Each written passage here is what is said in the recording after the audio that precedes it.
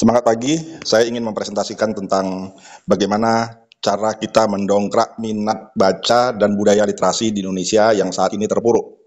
Saya gunakan mind mapping. Mind mapping dibaca dari arah jam 1. Mind mapping adalah pelajaran wajib di Singapura dan di Thailand yang membuat Thailand yang dulu negara paling malas baca di dunia, sekarang jauh meninggalkan Indonesia. Indonesia saat ini jauh di belakang negara-negara ASEAN dan termasuk terendah di dunia. Pertama, saya bicara latar belakang. Apa masalah yang dihadapi bangsa kita saat ini yang harusnya pemerintah antisipatif dan solutif menghadapi permasalahan yang dapat mengakibatkan tingginya angka kebodohan, pengangguran, dan kemiskinan. Semua ini bersumber dari rendahnya minat baca bangsa kita. Rendahnya minat baca, indikatornya adalah hasil survei yang dilakukan oleh UNESCO, OECD, ini adalah badan dunia untuk menilai mutu pendidikan untuk Eropa. Tapi Indonesia ikut di dalamnya untuk dinilai skor PISA-nya. Skor PISA artinya Program for International Student Assessment. Di sini Indonesia termasuk terendah di dunia. Kemudian survei dari WMLN, World Mouth Literacy National, dan BPS sendiri. Menurut UNESCO, Indonesia negara nomor 60 dari 61 negara paling malas baca di dunia. Nomor 59-nya adalah Thailand, itu tahun 2016. Tapi tahun 2018, Thailand meninggalkan Indonesia jauh. Indeks literasi Thailand saat ini adalah 65,1%, sedangkan Indonesia 0,001%. Jumlah buku yang dibaca oleh masyarakat atau pelajar Thailand adalah 5 buku per tahun. Sedangkan Indonesia 1 buku pun tidak. Bukan hanya siswanya, tapi juga termasuk gurunya juga tidak membaca. Nah, selain minat bacanya yang rendah, juga kecepatan bacanya rendah. Dalam penelitian yang kami lakukan di sebuah sekolah di daerah Bogor, dari 320 siswa SMA yang kami survei, atau kami tes, atau kami asesmen, 87% kecepatan bacanya setara SD, atau di bawah 200 kpm. Bahkan ada yang 30 kpm, 50 kpm, 70 kpm. Ini artinya pelajar SMA membacanya mengeja.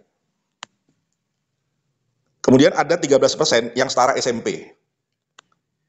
Tapi tidak ada satupun yang setara SMA. Nah, mestinya kalau ini misalnya pemerintah melakukan asesmen di seluruh sekolah di Indonesia, apa yang terjadi adalah kita paham bahwa kecepatan baca bangsa kita rendah. Dan kecepatan membaca inilah yang mengakibatkan minat baca dan budaya literasi kita rendah.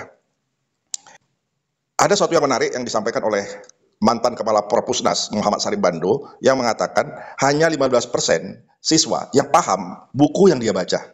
Jadi bayangkan, 85% itu tidak tahu apa yang mereka baca. Mengapa ini terjadi? Adalah karena kecepatan baca mereka rendah. Ini terkait dengan apa yang kami sampaikan sebelumnya. Kita tidak saja lemah dalam minat baca, kecepatan membaca, pemahaman terhadap membaca, tapi juga kegemaran dalam membaca dan budaya literasi. Budaya literasi ini maksudnya tidak saja membaca, tapi juga menulis, berbicara, dan literasi lainnya seperti numerik, finansial, sains, keuangan, kewarganegaraan, dan lain-lain. Ini bisa dibuktikan dari banyaknya siswa yang ketika ditanya berapa 12 kali 6 saja mereka tidak tahu.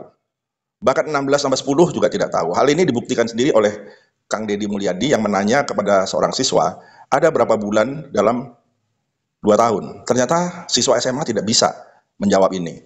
Jadi apa yang disampaikan di TikTok selama ini, yang mengatakan siswa kita tidak mampu menghitung dan membaca adalah benar adanya. Mereka juga tidak kenal siapa pahlawan-pahlawan nasional. Mereka tidak tahu di mana letak Semarang, letak Lombok misalnya. Mereka tidak tahu. Tapi mereka mengetahui nama-nama YouTuber, konten kreator, bahkan artis-artis Korea. Setiap kementerian bahu-membahu mengatasi masalah ini. Kementerian Pendidikan sibuk dengan pembuatan kurikulum, sehingga lupa bagaimana mereka bisa meningkatkan minat baca masyarakat. Terbukti, di sekolah tidak ada program wajib baca, program bagaimana caranya membaca dengan benar, efektif, dan efisien, itu tidak ada. Makanya dari waktu ke waktu yang terjadi adalah, sekalipun sudah ganti kurikulum, sudah ganti menteri, bahkan ganti presiden, tetap saja minat baca kita terendah di dunia, termasuk mutu pendidikan kita. Sebagaimana dinyatakan oleh OECD dan UNESCO bahwa Indonesia masuk dalam negara yang mutu pendidikannya terendah di dunia atau diukur dengan skor PISA, Program for International Student Assessment. Ini menurut kami sangat terkait dengan literasi membaca yang rendah, literasi numerik yang rendah. Akibatnya, Indonesia termasuk sebagai negara dengan IQ terendah di dunia. IQ terendah di dunia itu adalah sekitar 90-an. Sementara IQ orang Indonesia rata-rata adalah 78. Bahkan ini katanya satu tingkat di atas gorila. Nah, tentunya hal ini mestinya memalukan bangsa kita. Tapi kenyataannya tidak. Terbukti kita, dalam hal ini kami pernah presentasi di Pusat Bahasa Kementerian Pendidikan. Kami pernah presentasi di Hotel Zurich atas undangan Kementerian PMK, Pemberdayaan Manusia dan Kebudayaan. Ya, pada saat itu ada 10 lembaga negara ikut di dalamnya. Hal ini adalah hasil tanggapan dari surat kami yang kami kirimkan kepada Jokowi pada saat itu jadi presiden, dan pada Pak Prabowo Subianto yang menjadi presiden di tahun 2024. Tapi ya itu, tidak ada tanggapan sama sekali. Dan faktanya memang kita tidak pernah bisa maju dalam bidang pendidikan karena kita tidak punya target, kita tidak punya cara, dan kita tidak peduli. Karena itu melalui presentasi ini kami berharap ada pihak-pihak yang mari bersama kita untuk menggugah kesadaran pemerintah sendiri. Ya, karena sekolah ini tergantung pada pemerintah. Kalau pemerintah tidak membuat satu kebijaksanaan tentang literasi ini yang mumpuni, maka ya akibatnya kita akan mempertahankan gelar sebagai negara paling malas baca di dunia, IQ terendah di dunia, skor pendidikan terendah di dunia, dan budaya literasi terendah di dunia. Apakah kita mau seperti ini terus? Nah, apa penyebab dari semua ini? Dari beberapa pertanyaan kami kepada siswa, guru, dan masyarakat, mereka mengatakan budaya nonton. Benarkah demikian? Banyak yang mengatakan iya, padahal tidak. Karena apa? Karena kami sudah mencoba membuat modul-modul kami dalam bentuk video, tapi tetap saja masyarakat kita enggan untuk belajar. Jadi ada tambahan lagi, masyarakat kita bukan saja malas membaca, tapi malas belajar. Terbukti kalau kami mengadakan seminar-seminar pelatihan, itu tidak ada yang berminat. Apalagi sekolah tidak mendorong untuk siswa-siswa mengikuti pelatihan kami yang seharusnya sangat penting untuk masa depan mereka. Karena apa? Karena pelajaran di sekolah itu tidak akan ada manfaatnya ketika mereka melamar kerja, saat bekerja, dan kemudian pada saat mereka berwirausaha. Terbukti menurut BPS, tahun 2024 ada 10 juta Gen Z nganggur. Mengapa? Karena mereka tidak tahu apa-apa. Pelajaran mereka sudah tertinggal. Mutu pendidikan kita sangat rendah. Sehingga kita bukan saja sulit mencari kerja, tapi sulit untuk bisa bersaing dengan dunia internasional di bidang pendidikan. Ada yang mengatakan penyebabnya adalah guru yang tidak bisa memberikan pelajaran tentang literasi. Bagaimana caranya membaca buku. Karena gurunya sendiri tidak tahu. Kenapa gurunya tidak tahu? Ya karena memang tidak ada petunjuk dari pemerintah. Tidak ada juklak, juknis tentang bagaimana cara membaca. Ada yang mengatakan penyebabnya adalah orang tua yang tidak menjadi teladan. Menurut kami, ini pasti dituduhkan oleh guru. Karena guru merasa gagal dalam mendidik masyarakat, siswa dalam membaca. Terbukti bahwa orang tua hidup di zaman yang berbeda dengan anak-anaknya. Belum tentu orang tua yang rajin membaca, bahkan bukunya sangat banyak, anaknya gemar membaca, belum tentu. Karena apa? Karena mereka sudah terpengaruh oleh gadget. Nah, sementara orang tua tidak bisa mengendalikan hal ini. Berarti karena gadget.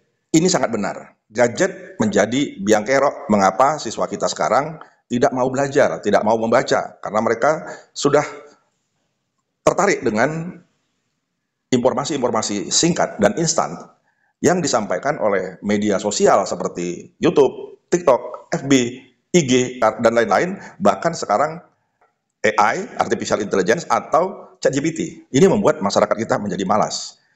Adalah sangat berbahaya. Ketika pemerintah belum mampu meningkatkan minat baca dan budaya literasi, kita sudah mau menjadikan coding dan AI menjadi pelajaran dalam kurikulum kita. Ini berbahaya. Menurut kami, ini seperti memberikan kalkulator pada pelajar SD.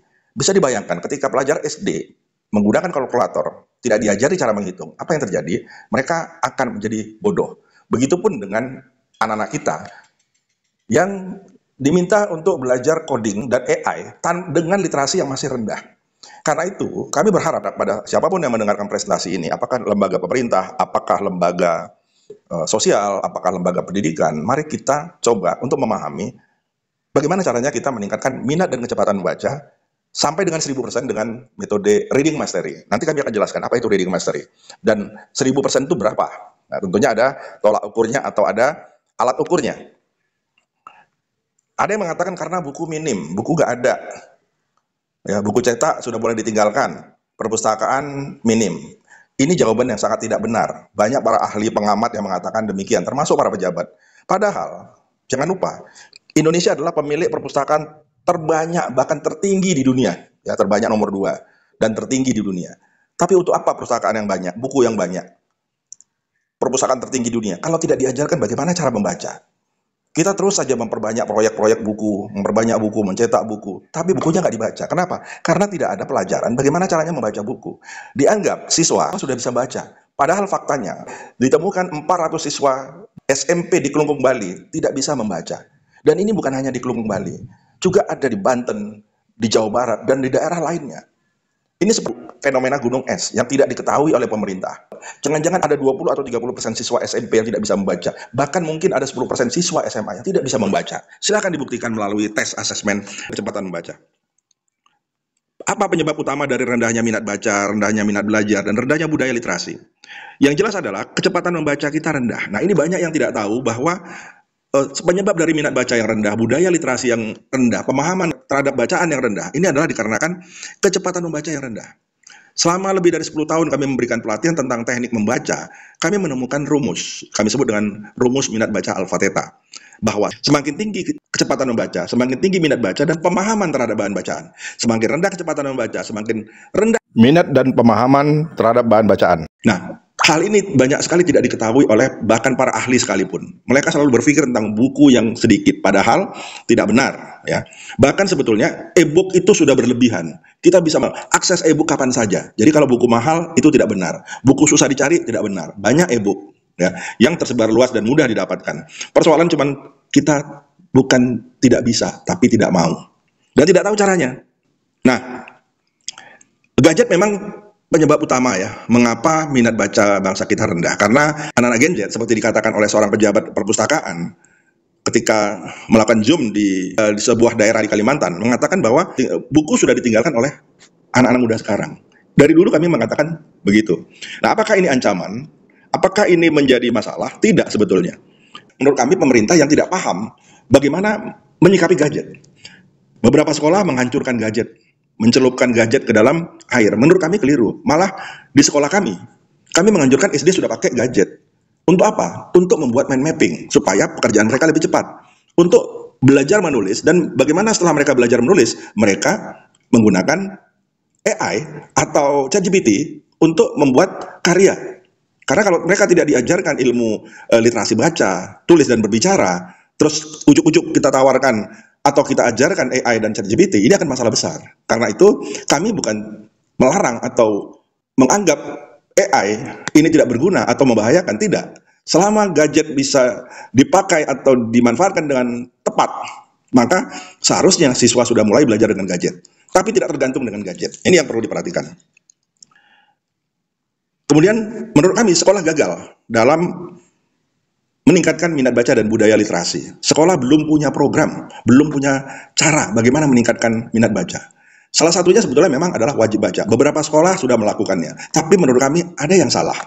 Program yang salah itu justru dipakai di hampir sekolah-sekolah yang masih peduli literasi. Misalnya membaca 15 menit dalam sehari. Apakah itu benar? Itu salah. Membaca 15 menit sehari akan terjadi regresi. Regresi ini artinya anak akan bertanya. Ya, misalnya bertanya apa yang mereka baca sebelumnya. Regresi terjadi ketika kita membaca bab demi bab, setiap hari misalnya satu subbab atau bab.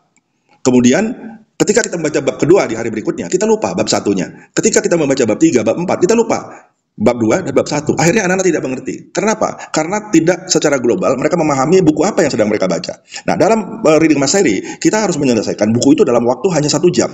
Tidak boleh dicicil. Seperti makan, kalau kita makan dicicil, maka yang terjadi adalah kita kenyang. Nasi tidak termakan. Sama dengan membaca. Ketika kita membaca dicicil, kita menjadi bosan sendiri. Akhirnya buku tidak selesai. Jadi kenapa sekolah tidak punya cara? Sekali lagi, karena memang sekolah tidak punya petunjuk dari pemerintah, dari Kementerian Pendidikan mengenai teknik membaca. Dan pemerintah kami yakin belum memiliki teknik ini. Nah, jadi bagaimana solusinya? Ya. Pertama adalah ada 6 hal yang harus dilakukan oleh sekolah jika ingin meningkatkan minat baca dan kecepatan membacanya sampai dengan 1000%. Ya, 1000% itu nanti akan saya jelaskan. Pertama adalah asesmen. Ayo seluruh Indonesia kita melakukan asesmen. tes berapa kecepatan baca siswa SD, SMP, SMA, pesantren, ya, atau bahkan sekolah-sekolah ikatan dinas. Kami yakin di bawah standar. Apa itu di bawah standar? Oke, mari nanti kita akan sampaikan berikutnya ya, standarnya itu berapa sih? Kemudian komitmen. Nah, banyak sekali sekolah yang tidak berkomitmen atau tidak mau komitmen. Bagaimana kita bisa meningkatkan minat baca? Jadi kalau kami tawarkan misalnya pelatihan baca cepat di sekolah, merasa sayang uangnya dikeluarkan untuk membaca. Padahal itulah kunci siswa cerdas dan sekolah unggul. Satu aja ada sekolah yang bisa memperhatikan literasi, maka dia akan mengalahkan sekolah terhebat sekalipun, favorit dan harga mahal sekalipun. Ya, walaupun sekolah itu misalnya biayanya rendah, bahkan harus menombok misalnya, dia akan menang literasinya kalau dia menggunakan teknik reading mastery ini. Rata-rata sekolah menolak dengan alasan tidak ada instruksi dari pemerintah atau dinas pendidikan, sehingga mereka tidak mau mengambil kursus yang kami tawarkan, walaupun murah, bahkan gratis pun. Ya, ada sekolah yang menolak. Alasannya ya tadi, tidak ada petunjuk dari Kementerian Pendidikan. Jadi kalau sekolah kita katanya kurikulum merdeka, faktanya mereka belum merdeka. Buktinya guru masih takut-takut untuk menggunakan teknik membaca yang revolusioner. Kemudian wajib baca. Banyak sekolah yang melakukan mubah baca. Dikerjakan nggak apa-apa. Tidak dikerjakan juga tidak apa-apa. Kalaulah tidak ada reward and punishment, bagaimana mungkin sekolah itu budaya literasinya bisa maju? Nah, karena itu, kita pernah minta agar pemerintah, dalam hal ini Kementerian Pendidikan, untuk melakukan himbauan atau instruksi wajib baca. Tapi surat itu tidak pernah dikeluarkan dengan alasan itu biaya. Itu menurut orang Kementerian Pendidikan yang pernah kami waktu itu presentasi ya. Ini agaklah aneh ya. Karena kita lihat, kenapa Thailand bisa mengalahkan Indonesia? Padahal dulu sama-sama negara paling malas baca di dunia. Thailand itu nomor 59, Indonesia nomor 60 dari 61 negara. Kenapa indeks literasi mereka bisa 65,1%, sementara kita 0,001%? Mengapa mereka mampu membaca 5 buku, sementara kita satu pun tidak? Nah, rahasianya adalah Thailand mewajibkan baca para siswanya. Siswa sekolah menengah wajib membaca 5 buku sebelum mereka lulus. Mereka wajib belajar mind mapping. Apa itu mind mapping? Mind mapping adalah bagaimana caranya kita belajar menggunakan metode peta pikiran. Nah, di Indonesia ada peta konsep yang diterjemahkan sebagai mind mapping. Padahal peta konsep yang ada faktanya berbeda dengan mind mapping. Peta konsep menggunakan otak kiri, sedangkan mind mapping menggunakan otak kanan. Nah, jadi ya tetap saja tidak dipakai mind mapping itu. Padahal di Thailand sekali lagi kami katakan wajib. Nah, kami pernah membaca kira-kira sebulan yang lalu bahwa Gubernur Sulawesi Barat mewajibkan siswa membaca 20 buku sebelum mereka lulus. Jadi lebih besar sebetulnya dari Thailand ya. Thailand 5 buku, Gubernur Sulawesi Barat ini mewajibkan 20 buku. Tapi 20 buku menurut kami sangat sedikit. Kenapa? Itu belum sampai 1000%. Kalau kami 1000% adalah 1 tahun 12. Jadi 1 bulan itu 1. Itulah targetnya, 12 buku ya. Atau 1200%. Kalau yang disampaikan oleh Gubernur Sulawesi Barat itu sekitar 7 buku yang diwajibkan. Sementara kami 12 buku per tahun. Bahkan menurut kami 12 buku itu sangat kecil. Seharusnya minimal 24 buku. Bisa nggak 52 buku? Jangankan 52 buku. 100 buku per anak per tahun bisa kita lakukan. Kami bisa membuktikannya. Dan kami punya strateginya. Bayangkan, 12 saja sudah hebat, apalagi 100 buku per tahun. Kami tidak berbicara omon-omon. Ini adalah fakta dan silakan dibuktikan. Kemudian adalah menguasai reading mastery. Apa itu reading mastery? Reading mastery adalah suatu teknik bagaimana kita bisa membaca 1 jam 1 buku. Ya, sekitar 1,5 jam atau mungkin 30 menit ya 1 buku. Kira-kira 100 sampai dengan 200 halaman. Nah, bisakah ini? Bisa. Ya, kami menggunakan banyak teknik untuk mencapai jumlah ini. Reading mastery berbeda dengan ilmu membaca cepat biasa ya. Kalau ilmu membaca cepat biasa, belum tentu Anda selesai belajar membaca cepat, Anda bisa membaca dengan cepat. Banyak yang gagal. Walaupun mereka kursusnya dengan harga yang sangat mahal, sampai jutaan, bahkan di luar negeri bisa puluhan juta, tetap aja mereka tidak bisa baca cepat. Karena apa? Karena hanya sebuah teknik membaca, bukan strategi. Nah, sedangkan di kami, strateginya yang akan kita terapkan. Strateginya itu ya ini, yang 5 ini ya, asesmen, komitmen, wajib baca, kuasai reading mastery. Ya, jadi reading mastery berbeda dengan pelajaran atau kursus membaca lainnya. Nanti akan kami jelaskan. Setelah kita mengajarkan baca cepat kepada siswa, mewajibkan baca dan adanya komitmen, maka selanjutnya kita lakukan kompetisi baca cepat antar kelas, antar sekolah. Kemudian kita antar sekolah di kabupaten, antar sekolah di provinsi dan antar sekolah di nasional. Bisa, kita bukan nggak bisa, bisa. Pertanyaannya cuma mau atau enggak. Nah, kebanyakan kita memang tidak mau. Atau pura-pura nggak tahu caranya gimana. Padahal kami sudah berkali-kali presentasi di kalangan pemerintah. Mudah-mudahan ini pemerintah mendengar, bersedia ya bekerja sama dengan kami, apapun kementerian Anda. Kita bertanggung jawab pada peningkatan minat baca dan budaya literasi. Nah, bukan mustahil, Indonesia yang saat ini negara paling malas baca di dunia bisa mengirimkan wakil untuk mengikuti Olimpiade Baca Cepat tingkat dunia. Saat ini Olimpiade Baca Cepat tingkat dunia dipegang oleh Amerika, Cina gitu ya. Mungkin juga Jepang. Tapi apa yang terjadi sekarang? Nah, saat ini bukan lagi Cina dan Amerika yang berkompetisi di tingkat dunia untuk membaca cepat ini, tapi sudah masuk ke daerah misalnya Turki dan Asia Selatan seperti India, Pakistan, Nepal, bahkan mereka sudah menjadi juara-juaranya. Nah, bagaimana dengan Indonesia? Bisa. Kalau Indonesia bisa menggunakan reading mastery, ASEAN jauh tertinggal dibandingkan Indonesia. Persoalannya, mau nggak kita mencerdaskan bangsa kita? Atau benar yang dikatakan masyarakat kita sedang melakukan pembodohan di Indonesia ini? Mudah-mudahan tidak demikian ya. Tapi ini hanya persoalan kecerdasan kita ya. Bagaimana kita bisa untuk mendidik anak-anak kita sehingga menjadi pembaca cepat. Nah, berikutnya adalah evaluasi. Nah, hasil ini kita evaluasi. Benar nggak metode kami ini? Ampuh nggak metode kami ini? Kami yakin ampuh. Nggak mungkin kami berani berteriak-teriak mengirim surat pada Pak Jokowi, mengirim surat pada Presiden Jokowi, bahkan Presiden Prabowo. dan kami juga berpresentasi di depan Pusat Bahasa atau Dewan Bahasa Kementerian Pendidikan. Kami presentasi di 10 lembaga negara seperti di Kementerian Pendidikan, Perpusnas, BPS, Kemendagri, yang berada di Kementerian Teknis, Kementerian PMK, ya, Pemberdayaan Manusia dan Kebudayaan. Kami nggak tahu kenapa tidak ada respon, kami juga sampai sekarang tidak tahu. Nah, kalau kita bisa melakukan 6 langkah ini, maka kita bisa meningkatkan minat baca dan kecepatan baca sampai dengan 1000%. Jadi artinya apa? 1000% itu 10 buku ya, atau 12 buku minimal per tahun, dan kami bisa katakan bisa 52, bisa 100, tergantung komitmen sekolah dan pemerintah. Kalau tidak ada komitmen, ya jangankan kita bicara 1000%, 1% pun kita kesulitan. Saat ini kita tidak punya strategi, tidak punya target berapa persen kita mau meningkatkan minat baca dan kecepatan baca kita ya. Kalau kita meningkatkan minat baca kita hanya 10%, ya sudah, sampai selamanya kita tidak akan pernah bisa menjadi pembaca tercepat.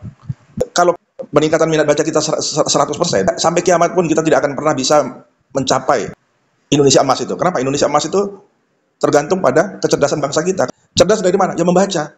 Apakah dari sekolah? Belum tentu. Cerdas itu bisa otodidak, membaca banyak buku, membaca banyak e-book, produk digital, dan lain-lain. Nah, mari kita bandingkan. Saat ini Thailand itu mampu baca 5 buku. Kita 1 buku tidak. Kalau kita bisa baca 12 buku, itu setara Jepang. Karena Jepang itu jumlah buku yang dibaca 13 buku. Jadi menyamai Jepang ya. Jepang di atas seluruh ASEAN.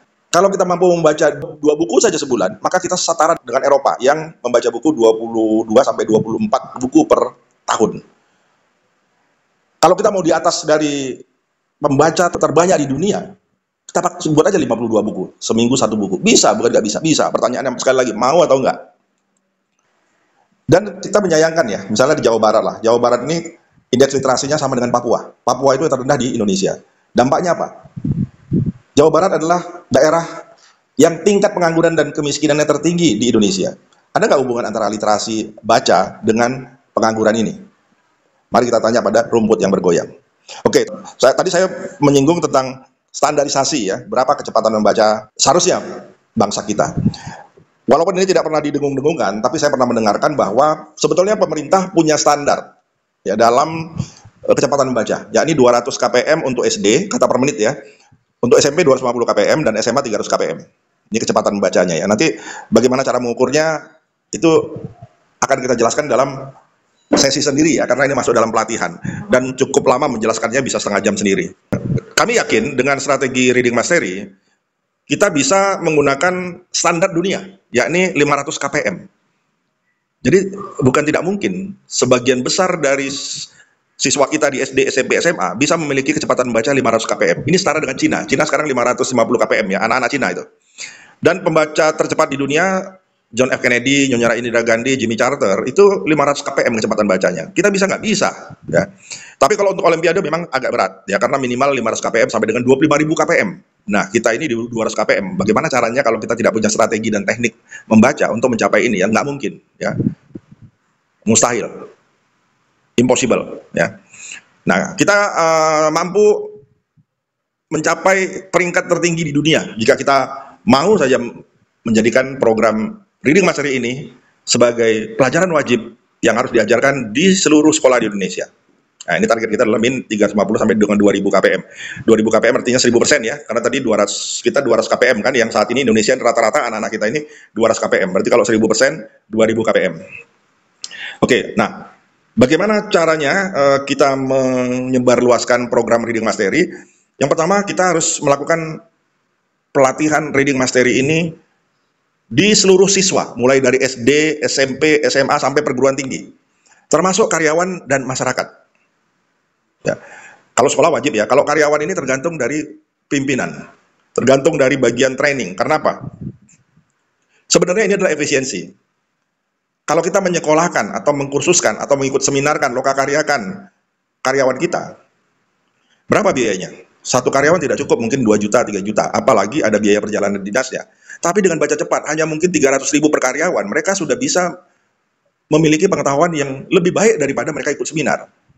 Mengapa kami katakan lebih baik dari ikut seminar? Karena mereka bisa berdiskusi tentang buku yang mereka baca. Setiap karyawan marketing misalnya membaca judul yang berbeda, temanya sama. Nah, kemudian mereka mendiskusikan, mana lebih hebat nanti? Orang yang ikut seminar atau orang yang membaca buku, misalnya 5 buku, 10 buku, dengan tema yang sama, judul berbeda. Tentu saja yang membaca. Padahal biayanya hanya, katakanlah 300.000 per orang, 300.000 dikali 10 orang, itu baru 3 juta.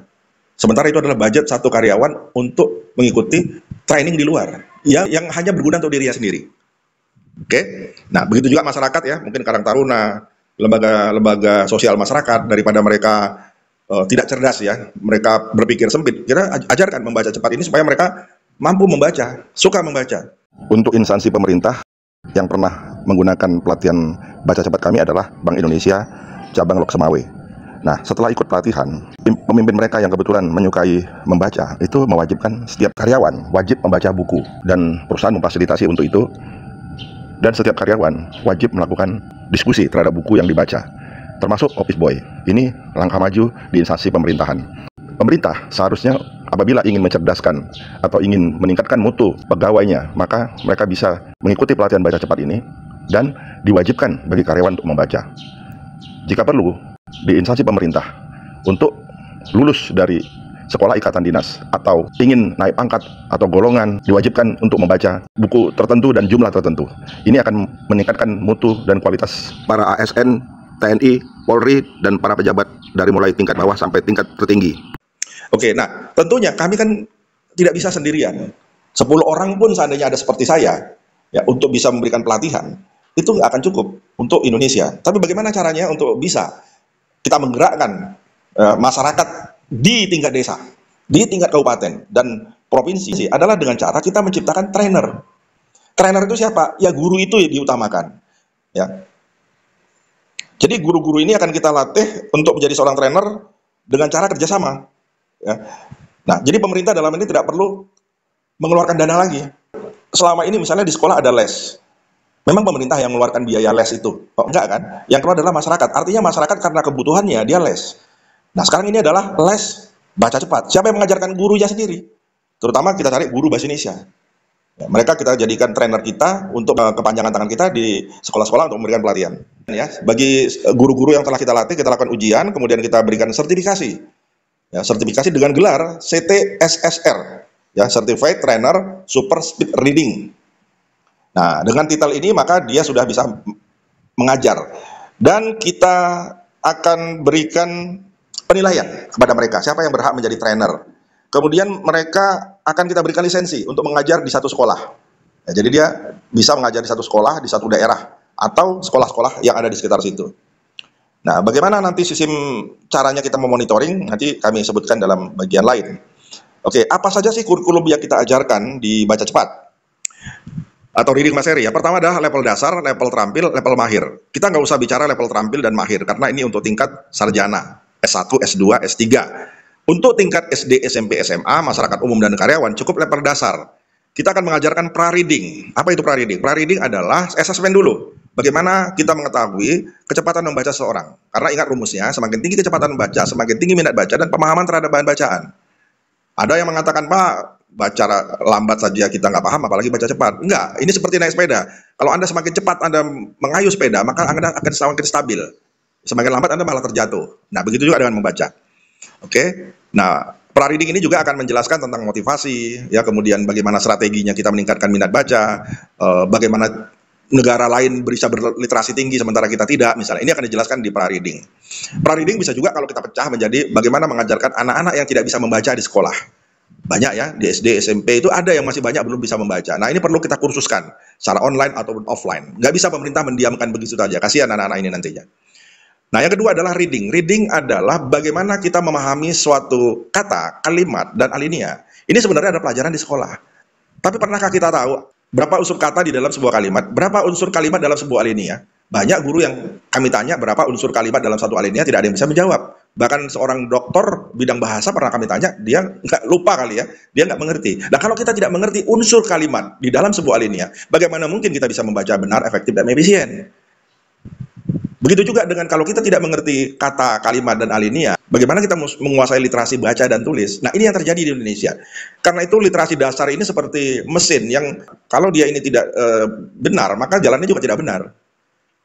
Nah, kemudian kita masuk kepada speed reading, membaca cepat. Membaca cepat itu kita akan belajar tentang teknik membaca scanning ya, teknik membaca sekilas.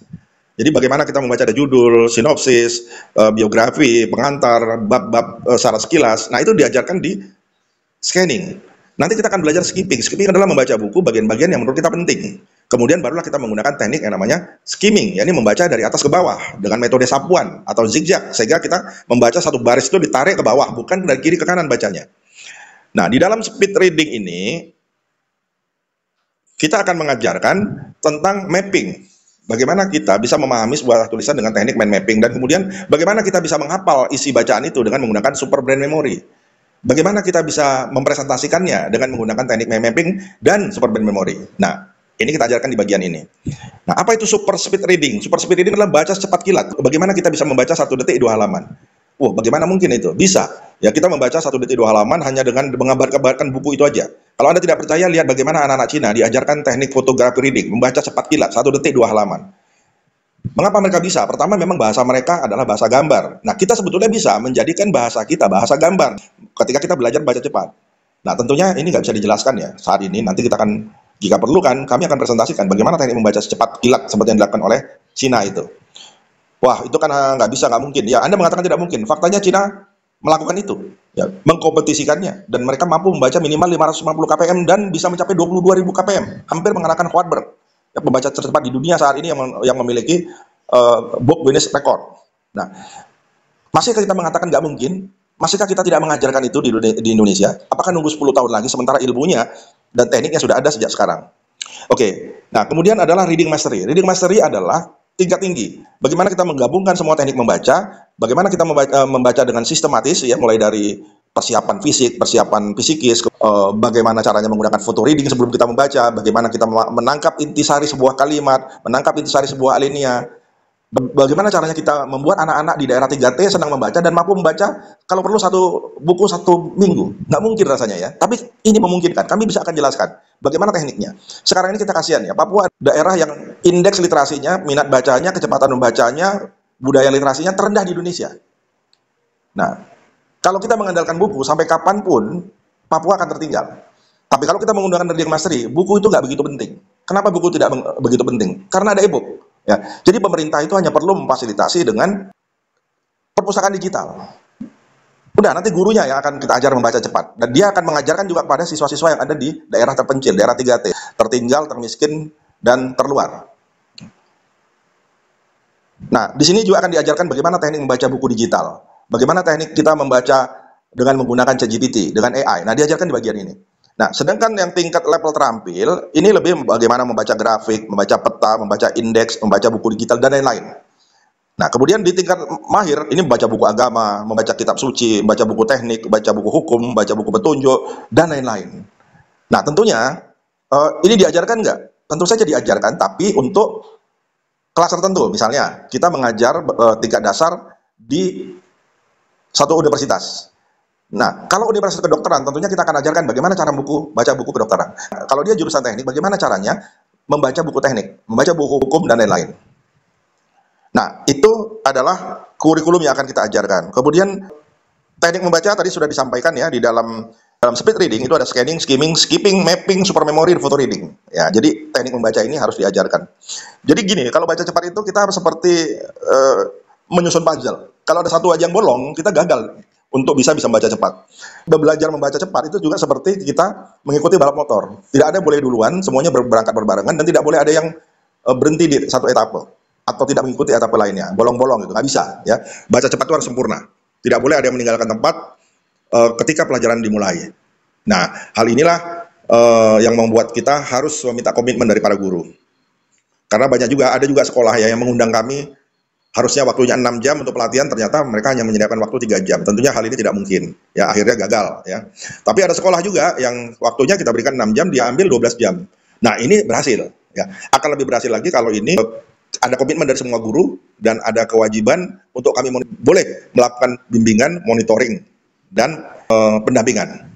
Kami harapkan bisa dilakukan adalah 6 hal, ya termasuk diantaranya komitmen, wajib baca, dan lain-lain tadi. Nah, keberhasilannya akan kami pantau langsung. Jadi melalui grup WhatsApp di mana siswa-siswa akan mengupload tugasnya ya, dan presentasi mereka saat membaca buku. Nah, bayangkan kalau misalnya mereka mengupload ya, hasil ringkasan buku mereka dalam bentuk mapping di WhatsApp.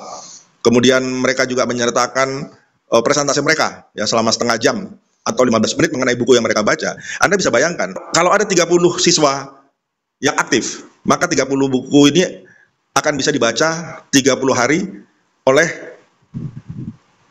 30 siswa. Ya, 12 bulan Anda bisa bayangkan 12 kali 30 buku. Berapa banyak buku yang bisa dibaca oleh siswa tersebut, ya. Nah, bagaimana supaya siswa ini bisa kita monitoring? Kan kita sudah mengajarkan ya kepada para guru, trainer. Nah, mereka bisa aja jalan sendiri kan.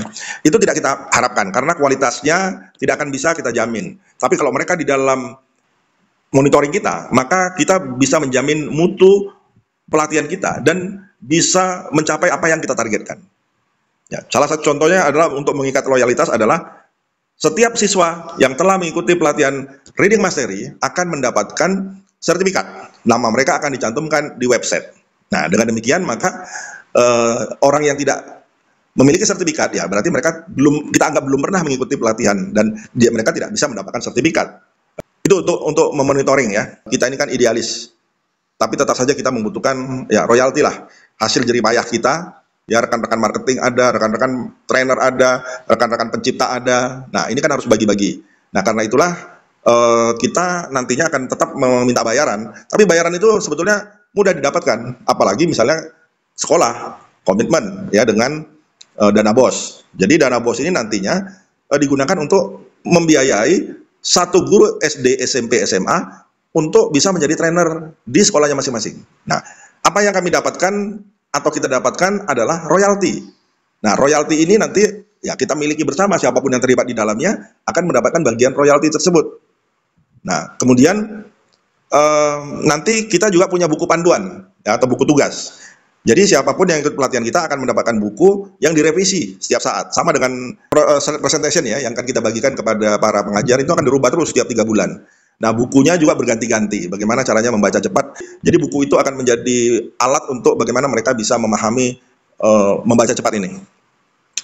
Oke, nah kemudian bagi hasil. Nah, tentunya ini nanti akan kita atur tersendiri ya, tapi yang jelas di dalam itu akan ada unsur trainer, ya baik trainer online atau offline, mereka akan mendapatkan honor ya sebagai pengajar. Nah, kalau sekolah kita berharap uang yang masuk dari siswa untuk mengikuti pelatihan ini itu seluruhnya milik sekolah. Ya 20 atau 30% atau itu nanti akan menjadi milik kami ya. Kami ini nanti ada yang semua yang terlibat di dalam proses untuk menciptakan trainer dan memberikan pelatihan di daerah. Ya. Tentunya ada marketing juga bagian yang akan kita berikan. Tentunya ya supaya masyarakat di desa, anak-anak muda di sana punya pekerjaan, menawarkan kepada sekolah atau gurunya menawarkan kepada anak didiknya untuk mengikuti pelatihan ini. Tentunya guru akan mendapatkan komisi. Gitu. Selain itu juga ada EO ya, event organizer. Event organizer ini tugasnya adalah bagaimana dia bisa mengorganisir ya pelatihan di suatu daerah. Kemudian royalti adalah hak yang akan dimiliki oleh kita, apakah itu perkumpulan, apakah itu perseorangan, apakah itu selembaga. Nantinya ini akan ada share. Cuman kita harus tahu berapa orang yang terlibat di sini. Kemudian ada lagi biaya operasional. Ini kan semuanya harus dibiayain. Kalau kita gratis ya bagaimana kita hidup ya, bagaimana program kita ini bisa berjalan baik. Nah, target kita apa? Tadi sudah disampaikan, target kita 12 buku setahun, ya ini setara Jepang ya. Di atas ASEAN yang sudah pasti, 500 KPM di atas ASEAN, setara Cina. Kita berharap di satu sekolah itu ada satu guru yang bisa menjadi trainer kita di bidang reading mastery. Dan kita harapkan dia adalah guru bahasa Indonesia yang bukan saja melatih membaca cepat, tapi juga menulis cepat, ya, atau reading writing. Kalau tadi reading mastery, sekarang writing mastery ya. Kemudian literasi baca dan literasi digital. Ini bisa satu nih dilakukan oleh satu guru ya. Nah, guru tentunya dapat kesejahteraan di sini. Jadi moto kita itu siswa cerdas, guru sejahtera, karena apa? Dapat honor dan sekolah unggul. Udah pasti sekolahnya unggul kalau misalnya siswa mereka cerdas. Nah, misalkan bayarnya nggak usah mahal-mahal ya, misalnya 50.000 aja per bulan katakan gitu ya, atau 20.000 per bulan.